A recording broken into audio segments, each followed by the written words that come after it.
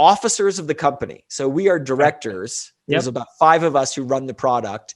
And we would sit down in a little theater that had Reed and Ted and Pat, the CMO, the chief content officer, like all the officers sitting around, and they would Socratically debate with you on stage why you were doing something, how you were interpreting that test result. Why were you thinking that way? That's ridiculous. And they're yelling at you and you're yelling back and people are crying and it's very hard, but they did not want you to do what they said. They wanted you to make sure you were resolute in your own decision.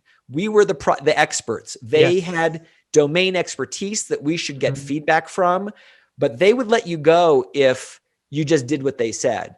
They would let you go if you just did what everybody was feeling was the predominant thing. Your job was to be the expert and to tell them why we're going this way.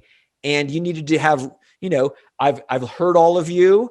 I've thought about it and I'm going to go the opposite way. And if you were right, you got a ton of cred there, which gave you more slack going forward because you had that instinct. If you were wrong and you disregarded their input a lot, eventually you would lose your job. But it wasn't that you needed to convince them.